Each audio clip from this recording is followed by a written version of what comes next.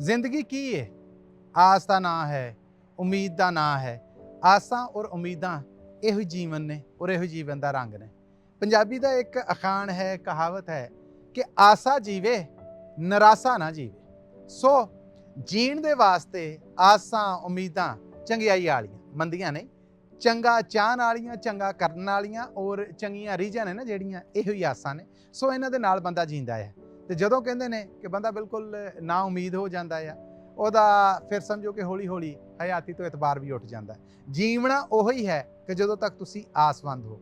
ਨਿਰਾਸ਼ਾ ਜਿਹਦੀਆਂ ਸਾਰੀਆਂ ਆਸਾਂ ਮੁੱਕ ਜਾਂਦੀਆਂ, ਉਹ ਜੀਂਦਿਆਂ ਜੀ ਮਰ ਜਾਂਦਾ ਹੈ। ਫਿਰ ਕਹਿਣ ਨੂੰ ਤੇ ਉਹ ਸਾਹ ਲੈਂਦਾ ਹੈ, ਜੀਂਦਾ ਹੈ, ਪਰ ਅਸਲ ਦੇ ਵਿੱਚ ਉਹ ਹਯਾਤੀ ਦਾ ਭਾਰ ਚੁੱਕੀ ਫਿਰਦਾ ਹੈ, ਜਿਹਨੂੰ ਉਹ ਲਾਹੁਣ ਲਈ ਕੋਈ ਹੀਲਾ ਲੱਭਦਾ ਹੈ। ਇਸ ਕਰਕੇ ਜੀਂਦੇ ਔਰ ਵਸਣਾ ਔਰ ਰੰਗਾਂ ਦੇ ਨਾਲ ਖੇਡਣਾ ਆਸਾਂ ਦੇ ਨਾਲ ਜੁੜਿਆ ਹੈ। ਆਸਾਂ ਦੇ ਨਾਲ ਆਸਾ ਬਣਨਾ, ਨਿਰਾਸ਼ਾ ਨਾ ਬਣਨਾ, ਇਹੋ ਹੀ ਅੱਜ ਦੀ ਕੰਮ ਦੀ ਗੱਲ ਸੀ, ਇਹੋ ਹੀ ਅੱਜ ਦੀ ਪਤੇ ਦੀ ਗੱਲ ਸੀ।